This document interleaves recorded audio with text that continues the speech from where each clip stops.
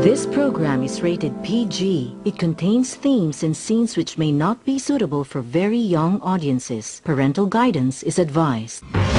Be advised that the views and opinions of the hosts and guests do not reflect those of the station.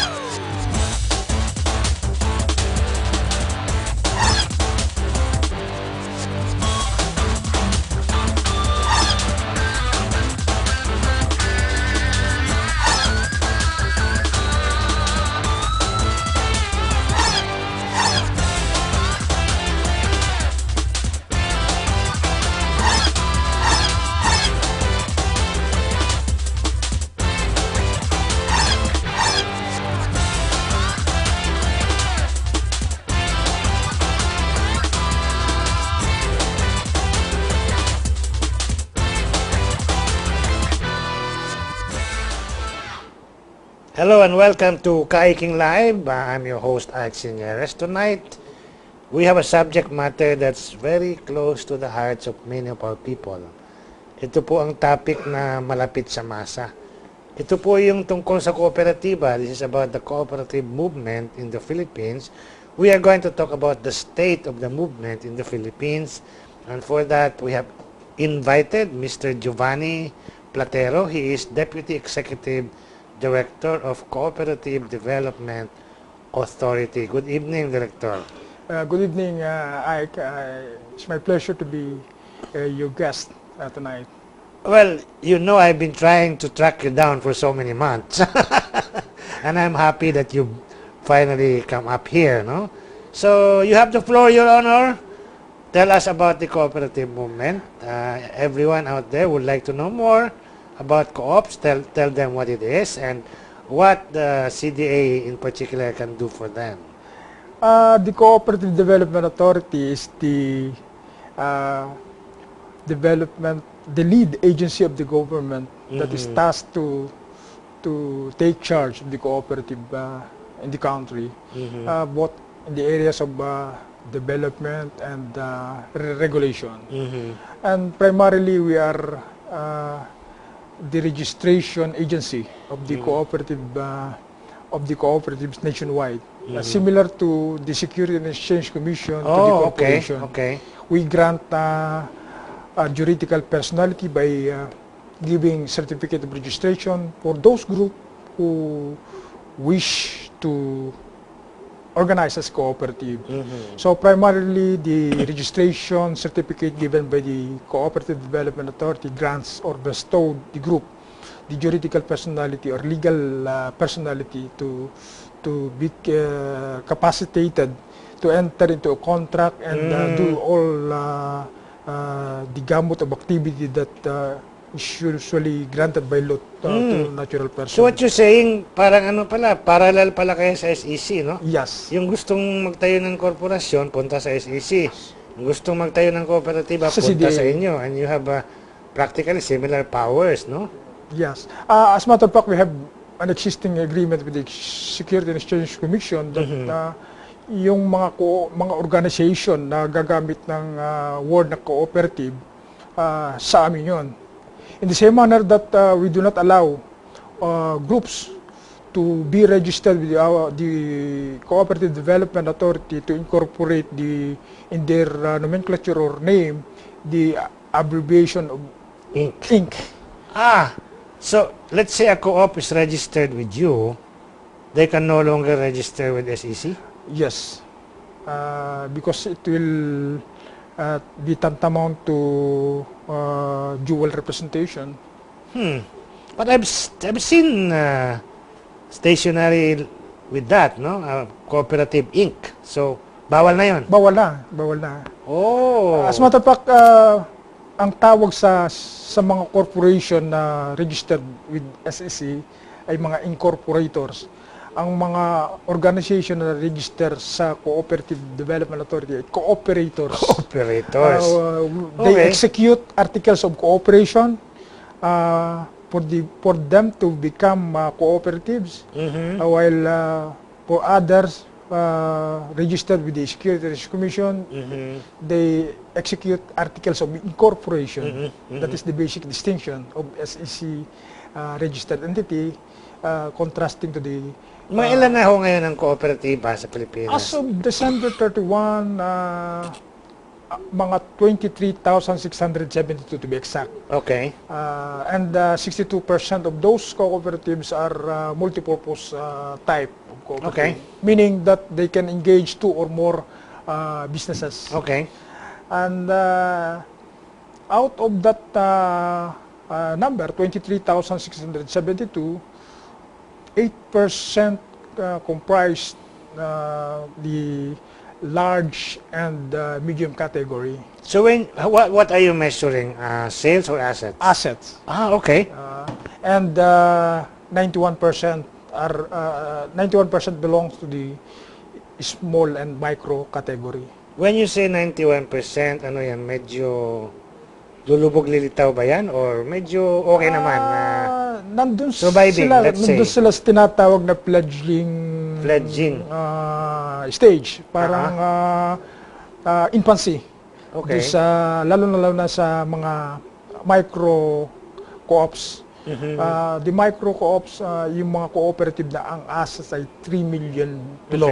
Okay. And then those cooperatives na ang asset nila ay above 3 million but not over 15 million, ang tawag sa kanila is small cooperative. Okay. And those cooperative na 15 millions, above 15 million but not go over 100 million ay large. Okay, doon sa nabanggit ninyong medium 8%, meron naman siguro dyan na super laki.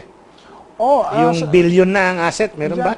As a matter of fact, 8% of the registered cooperatives comprise the large and medium category, controls around 83% of the entire resources of the cooperative movement. Volume ng movement. The assets, the aggregate assets of the registered cooperatives nationwide amounts to 266 billion pesos. Wow. And 83% of the lion's share of that resources is controlled by 8% of the large and medium. Okay, so give us an idea, Director Platero, about their lines of business. Are they into farming, manufacturing? Are they into trading? Ano bang ginagawa nila? 80% or 70% of the registered cooperative are into savings and credit activity. Yun ang pinakamadaling i-manage dahil the commodity is only one, the money. At yun nga ang kalakaran ngayon. Madaling manage, credit, lending, savings. Is that technically, can you call that a credit co-op? Technically, but most of the credit cooperatives that started business some 20 years ago or 30 years ago metamorphosed into multi-purpose cooperative, meaning that they undertake more than 2 business types. So when you say nag-morph na sila into multi-purpose, ibig sabihin may tindahan? Yan ang Most likely, no? Most likely yan ang pinaka madaling palawakin, yung tinatawag na business line nila, no? Ang tindahan. And then merong ilan at marami rin na nagbe-venture ng tinatawag na manufacturing. Of what? Feeds, siguro? Ano pa kaya? Sa agricultural area, merong sa agriculture line of business, feeds, and then the livestock production. But there are some cooperatives that into production of non-agricultural products like dress, and clothing, furnitures, and the like. We're gonna take a break in a few minutes, Director Platero, no? But exciting itong ating subject matter. Siguro, simulan lang natin ang discussion, but when we come back, I'd like you to talk about yung mga transport co-ops, anong kaugnayan nyo dyan. Sa inyo din ba yan? At saka yung electric co-ops, para sa kaliwanagan ng ating audience, maraming hindi nakakaintindi. Ano ba, tunay na co-op ba yung mga electric co-op? Hindi. Diba? And siguro you can name a few successful examples na madali nilang ma-identify, like ano ba yan, San Dionisio kaya? Nakita ko yung San Dionisio, may eskwelahan pa yata sila. San Dionisio Cooperative ranks number 21 in the current list. Of, so mayroon pang mas malaki sa kanila. Oh yeah. San Dionisio Cooperative is a community type of cooperative. Meron siyang eskwelahan at kaya lang isa siya sa pinakamatandang cooperative. Abot na ng golden years ang kanilang... Pero sino ba ngayon ang top? Wala. The ACDI, the cooperatives among Air Force personnel. Oh. Their assets amounts to 10 billion pesos. Okay, nabanggit mo yan, Director Platero, no? Kasi meron ding APSLAY, di ba? Meron din. Iba pa ba yung APSLAY sa credit co-op ng mga sundalo? Ang APSLAY is a Savings and Loan Association. And apparently, dahil ng nationwide ang coverage ng mga cooperatives sa mga military personnel, iba-ibang branches of military, may kanya-kanyang cooperative. The Navy has its own cooperative, the Air Force has its own cooperative, and as a matter of fact, the second largest cooperative in terms of assets, with an assets amounting to 6.7 billion pesos, belongs to the PAPSIPIC, the Philippine Army Finance Center's Producers Integrated Cooperative. And then in the striking distance are community type of cooperative like PICO. And, what's that? Ano yung number 3 na hindi military?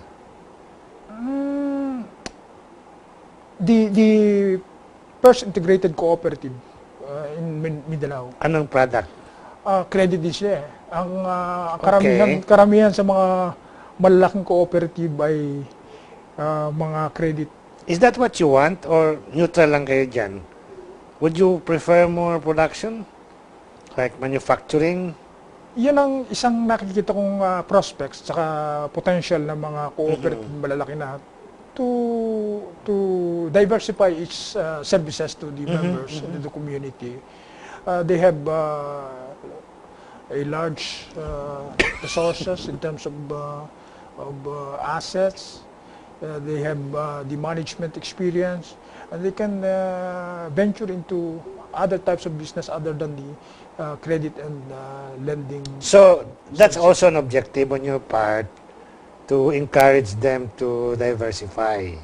That is part and parcel of the initiative of the Cooperative Development Authority, as initiated in the Philippine Cooperative Medium-Term Development Plan, that we only envision cooperative in other areas of concerns like manufacturing, production, service. As a matter of fact, under the new Philippine Cooperative Code, there are 19 types of cooperative enumerated. Comparing to the old Cooperative Code of 6 types of cooperative. Under the old law, there were only 6 types of cooperative: the credit cooperative, producers cooperative, marketing cooperative, service cooperative, consumers cooperative, the multipurpose cooperative. Now, they expanded 19 types of cooperative. Sige, pitinin muna natin yung audience natin, ha. When we come back, let's talk about the many kinds of co-ops, and then Director Platero, yung the difference between an electric co-op and a transport co-op. Meanwhile, we'll take a break. Take it away, baby.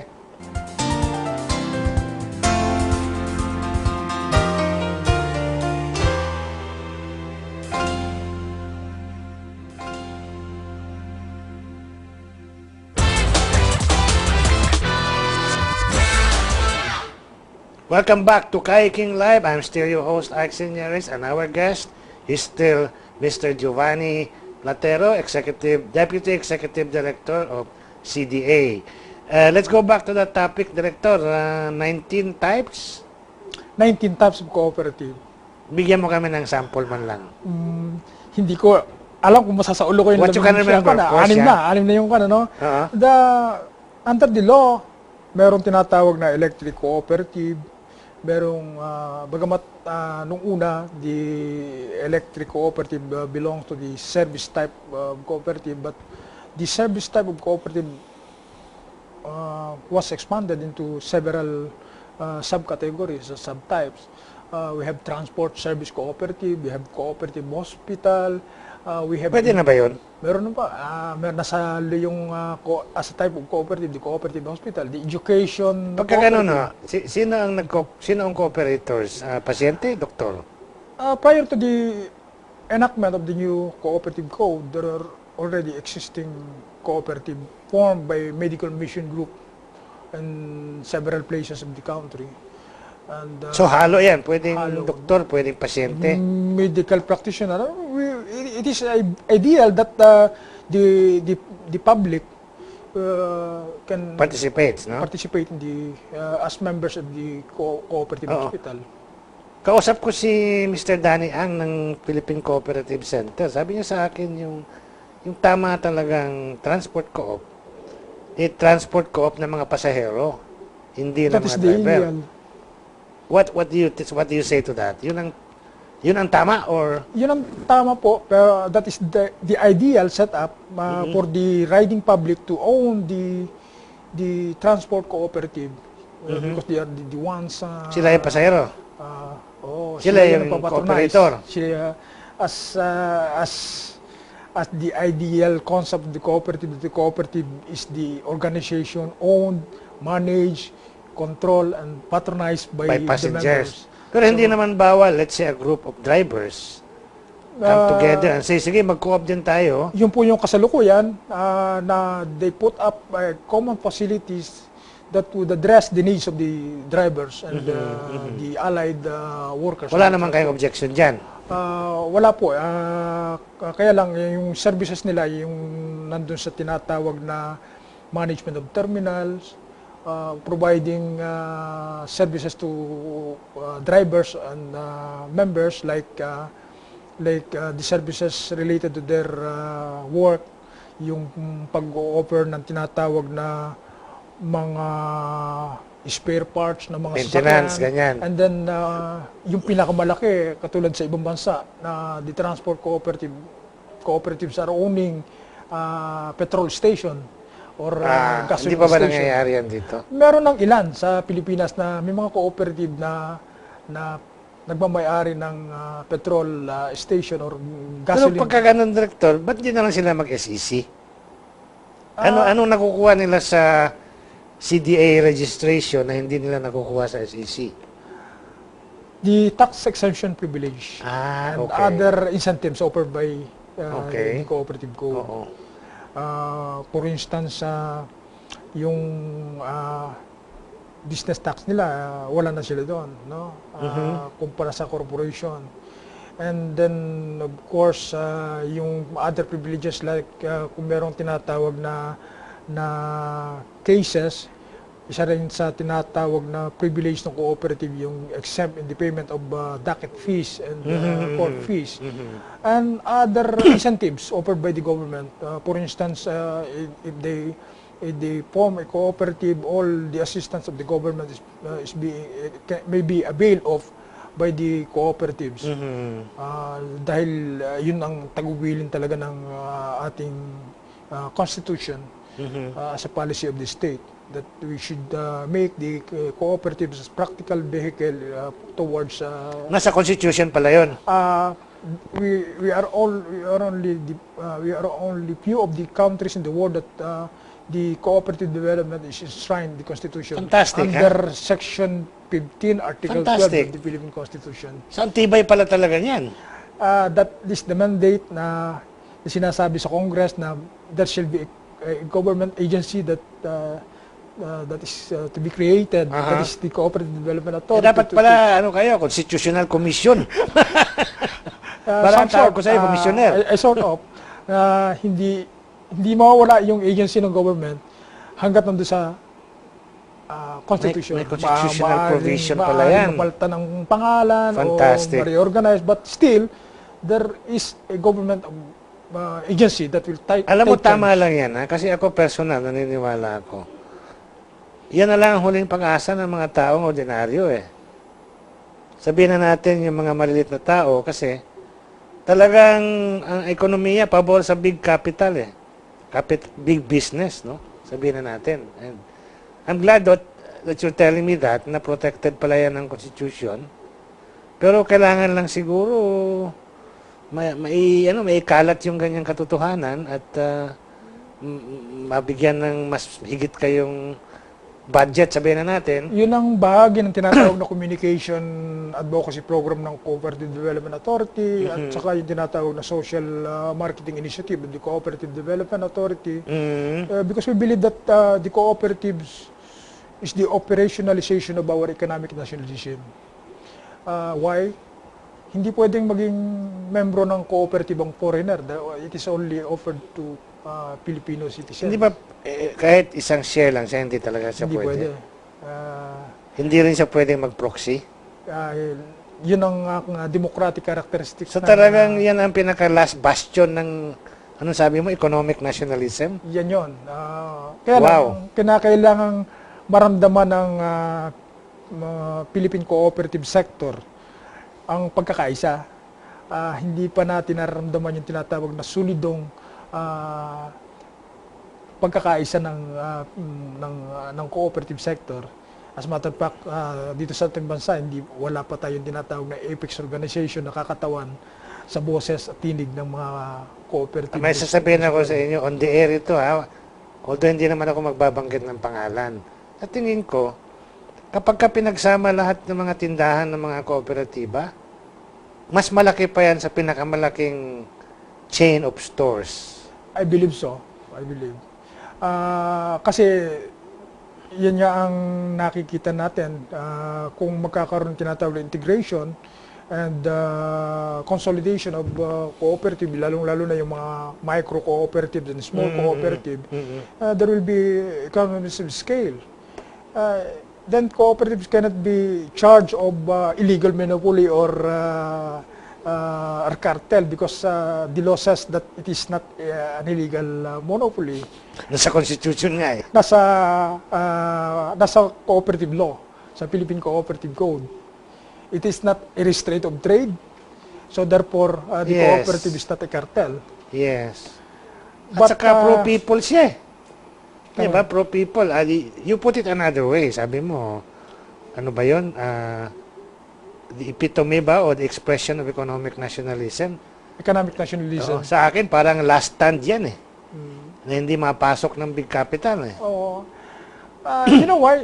Because in the cooperative, merong limitation ng shareholding ng isang tao. Even a big businessman in the Philippines, na kahit siya Filipino citizen, he cannot put in all his money to the cooperative because the maximum limitation allowed by law is only 10% of the aggregate subscribed capital. So, meaning, a person can only put in capitalization not exceeding the 10% maximum of total subscribed share. So, ibig sabihin, the membership or the ownership of the cooperative may be diluted so that the small businessman can put in capitalization without controlling the large, without controlling the enterprise, the cooperative enterprise. More so, in cooperative, no matter how big, how much is your capitalization in the cooperative, you are only allowed one vote, one member, one vote. So say your paid up capital amounts to 100,000, your vote is only one, similar to the vote of a member of whose capitalization amounts to 1,000 or 100 pesos. Paano pala yung election dyan? Inaalaw ba yung mga party-party? O mga grupo-grupo? Wala. Wala pong tinatawag na partido sa loob ng cooperative. Kampo-kampo lang?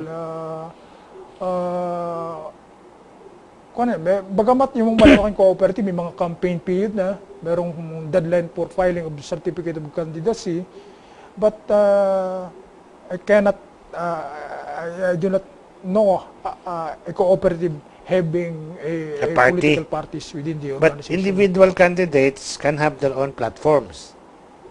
Yes. Kunyari, yung tatakbo, sasabihin niya, pag ako nanalo, tatayo tayo ng malaking tindahan, mga ganon. Yes, that is the one of the wishes of the voters, the cooperative to choose the best candidate for the position. The program of government and the vision of a particular cooperative members who is seeking an elected position, how to expand the cooperative and how the cooperatives can service the needs of the members of the cooperative. Alam niyo, Director Platero, gumagawa ako ng sarili kong computation, ha. Palagay ko, kung lahat ng kooperatiba bibili sa isa't isa, kumbaga, producer, consumer, co-op, will buy from each other, parang prosumer economy, I think hindi na lalabas eh. Siguro mga 80 to 90% ng needs within that closed economy, kaya na ng within the movement. Would you agree with that? I agree. Kung talagang naniniwala sila doon sa tinatawag na adhikain ng cooperative, na talagang ang cooperative ay itinatag para magbigay ng serbisyo na kailangan ng miyembro.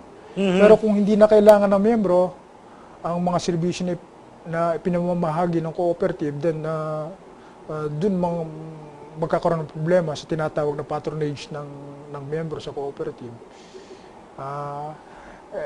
I'm saying that kung halimbawang ang ganong konsepto ng tinatawag na ang mga isang cooperative ay may mga producers, may mga members na nagpo-produce ng ganitong produkto, at mayroon mga miyembro na nagmamanufacture ng produkto na kailangan na raw materials na pinuproduce ng isang cooperative, ng isang miyembro, and then magkakaroon tinatawag na value change. I think so.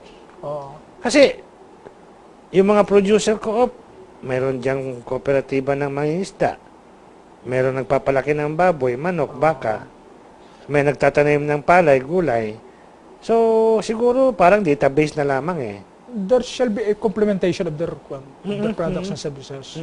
But I'm looking at the larger picture that a primary cooperative undertaking production process or production of certain commodity or raw materials that will produce that kind of materials that will be needed by other cooperatives who are into manufacturing a finished product, and then that the finished product will be traded to a cooperative engaged in consumption or consumers type of cooperative will market their products. So that is an ideal start of a value chain approach. Parang business to business na lamang within the cooperative movement, no? I think that can happen. We have one more segment to go, ha? Don't go yet, Director Platero, kasi may mga tanong pa kami sa inyo. Alam ko meron din kayong IT background eh. Siguro sa pagpasok ng third last segment, ang tatalakayan natin, paano ba natin magagamit ang teknolohiya para mapalawak, mapalaki ang cooperative movement at mas marami tayong natutulungan na tao, no? Hindi na po natin maiwasan ang teknolohiya. Isa ng bahagi ng pang-araw-araw na buhay. Hindi lang ng cooperative, kundi yung ordinaryong citizen na kung walang cellphone, parang hindi na. Yun na nga. Sige, hold your thoughts, ha. I-reserve mo yan sa ating pagbabalik.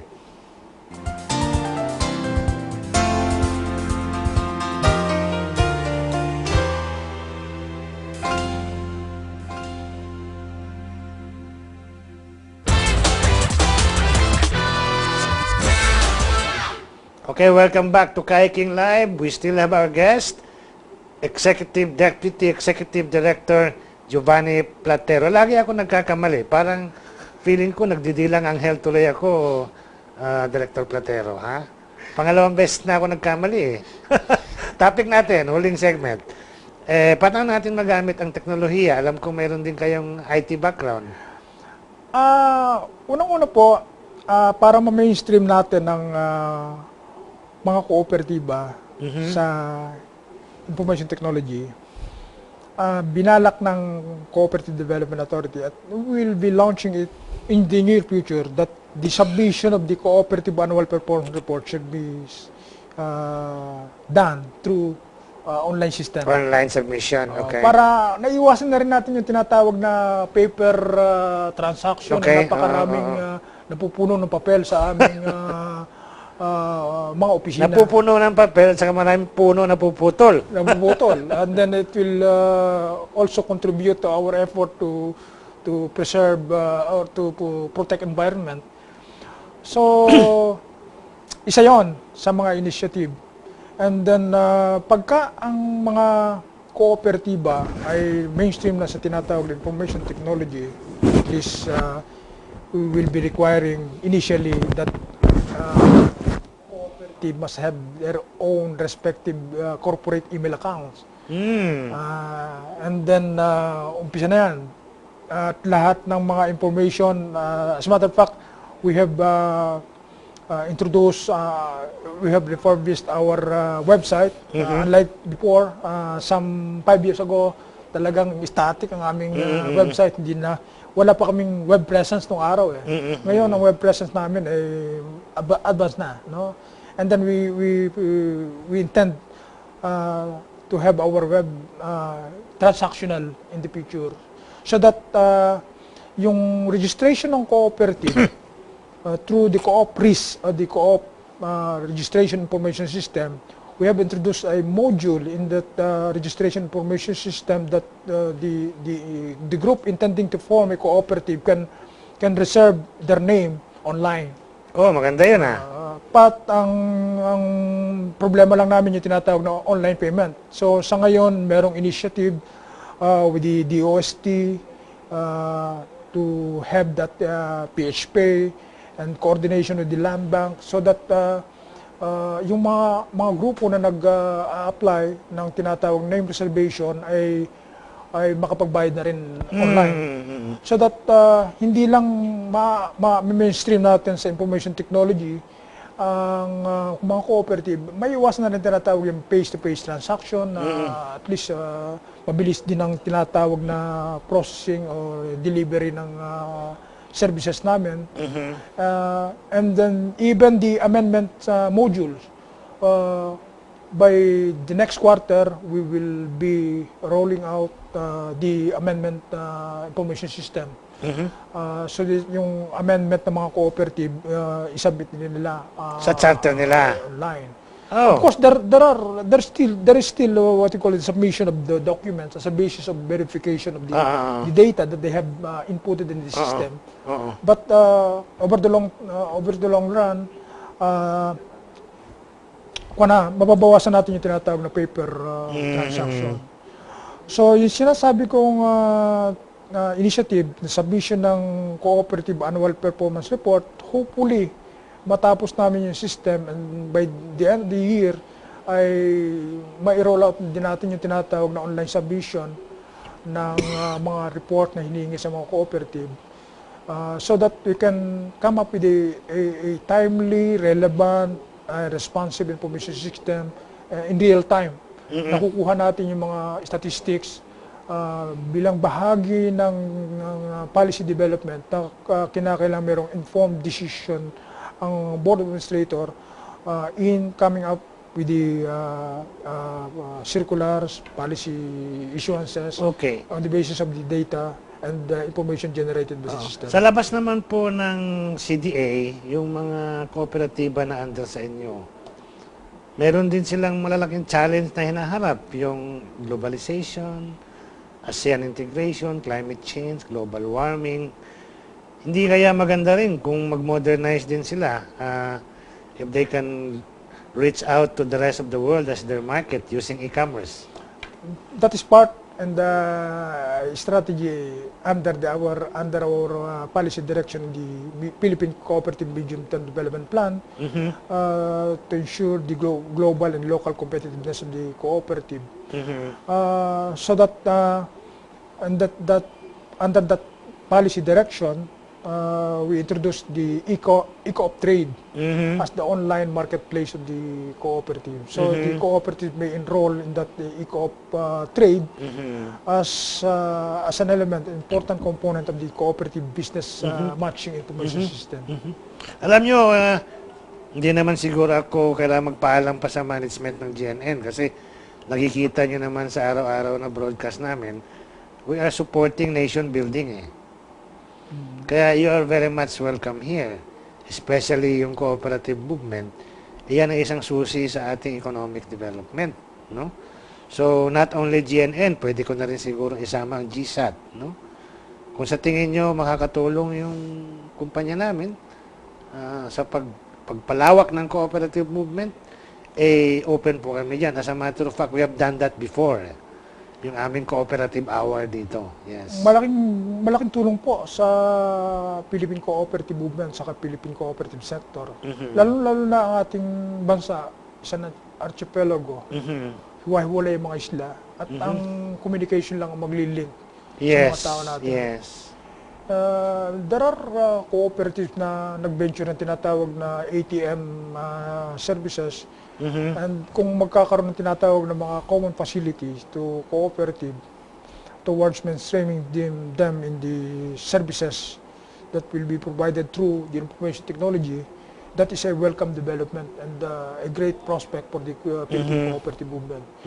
Baka yun po yung magintaan para magkaisa ang cooperative into one strong sector. Yan po yung nangyari sa Desjardins movement sa Canada because of the information technology.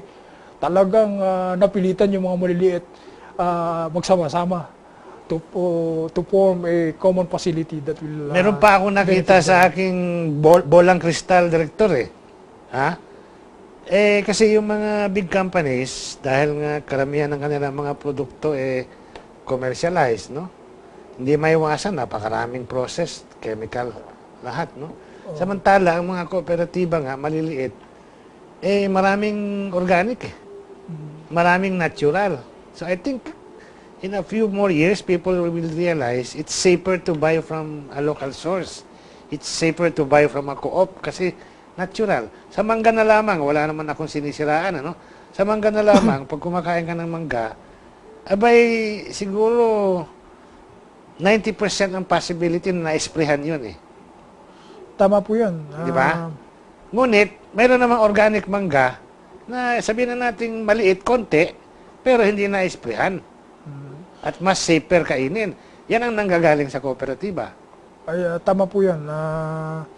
As a matter of fact, we have entered into MOA with the Intellectual Property Office para maisulong din yung tinatawag nilang geographical indication na yung mga unique na produkto ng bawat lugar ay yun ang develop nila for them to federate into one cooperative so that their uniqueness of their products and the area as spelled out in the geographic indication will be carried through. Maganda sinabi niyo, Director Platero, kasi ako, sa sarili ko namang pagbabasa, ang nagustuhan kong model ng kooperatiba, yung nangyari sa ibang country sa Europe, kung saan yung co-op mismo ay hindi producer. Ang co-op is a co-op ng mga producer.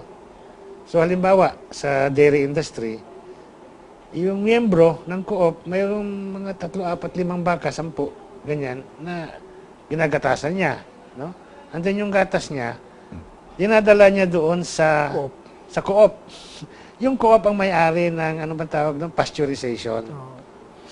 Oo. So, the co-op becomes the co-op of producers, no? And then the individual producers are members of the co-op. Napakagandang business model. marami nang gumagawa ng ganun doon sa dairy co-ops. As a matter of fact, yung manufacturer ng mga dairy product naman nila is the federation of among dairy co-ops. Yung production unit, yung mga miyembro, mga natural persons, and then yung marketing unit, yung dairy co-ops, and then the manufacturing unit, yung federation. Halimbawa, yung mga dairy products ay pinoproduce na into pastillas o candy o queso puti, ganyan. May mga ganong klaseng value chain. Alam mo, yung ganyang sistema, no? Kasi doon, sa dairy co-op, yung gatas mismo na raw ang ibinebenta ba? O itino-turn over sa co-op, no? Sa tingin ko, ganun din dapat ang business model sa palay. Na yung co-op ang may-ari ng rice mill. Tapos yung miyembro ang may-ari ng palay. At ito-turn over niya yung palay niya doon sa rice mill para i-process into rice. And then, babayaran na lang siya. So yung farmer, katulad ng dairy farmer, wala siyang problema sa marketing. O may kanya-kanyang level ng expertise na kinakailangan dyan. Merong hindi pwedeng i-integrate lahat sa isang cooperative ang lahat ng activity ng production, financing, marketing, and some sort of consolidation ng mga ganong klaseng initiative. So, dahil mayroong promotion, mayroong advertisement, pero Siyempre, baka walang expertise ang cooperative. Ilagay na natin sa simple example, yung magaling magtanim, siguro hindi naman siya magaling mag-process. Hindi siya magaling magbenta. Hindi rin siya magaling mangolekta. Di ba? May kanya-kanyang expertise. Doon na siya sa magaling siya magtanim. Nung araw, meron tinatawag na kaya lang buong cooperative movement yan nung panahon ng mga samahang nayon nung araw, no? Yung samahang nayon development program, yung samahang nayon ay dinevelop o conceptualize na yun ang production unit. And then yung mga area marketing cooperative, yun ang tinatawag na marketing arm o marketing unit ng cooperative system, Philippine Cooperative System. At yung mga cooperative rural bank, yun naman ang tinatawag na financing arm ng total system.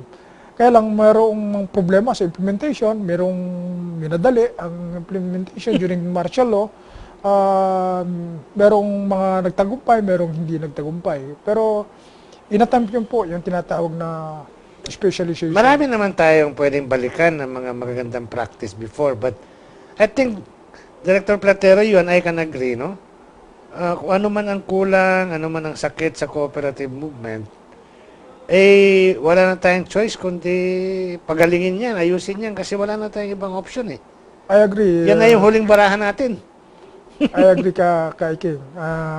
We have to learn the lessons of the past and then reinvent the role of the cooperatives. Yes. And then put some semblance of professional management in the cooperative. But cooperatives, at any rate, is a business organization. It should be managed professionally. Yes. Well, alam mo, patapos na rin yung ating programa, no? Marami pa sana akong tanong, pero this time, kunin nyo na yung huling minuto ng ating programa at manawagan na kayo sa publiko, lalo na doon sa mga hindi nakakaalam kung ano ibig sabihin ng kooperatiba. Director Platero. Sa ating pong mga tagapakinig at takapanood ng malawakang programa na ito ni Ka Iking, ay sa ngayon po ang ating populasyon na kasapi ng cooperative, mga kooperatiba sa buong bansa ay umaabot sa 12.76 million. 12,676,000. Noong una, nilalayan po namin na umabot pa ng 20 million ang kasapian ng cooperative para masabi natin na meron tayo tinatawag na cooperative society and to make a difference in our economic spectrum. So, kumpara sa ibang bansa na halos 25%, 30% ang ating ng kanilang populasyon ay kasapi ng cooperative, malayo pa ang lalakbayin po natin. Pero tayo po ay nagsimula ng tama under the present leadership of the Cooperative Development Authority, under the chairmanship of Dr. Emmanuel Santiago. When he assumed office, 7 million lang ang membro ng cooperative 3 years ago. Ngayon ay nasa 12.6 million na tayo. Maraming salamat po. Marami po tayong magagawa pa. Ang ating pong tingnan ay yung mga magagandang kooperatiba at yung magagandang ginagawa ng mga kooperatiba at isasantabi natin, gawin nating lessons learned, yung mga failure na cooperative. Huwag natin yun ang highlight sa Well, having said that, I wish you luck and ako naniniwala talaga na sa inyong pangangasiwa, mas higit pang lalaki ang cooperative movement sa Pilipinas. Good evening and thank you, Director. Magandang gabi po. Take it away, baby.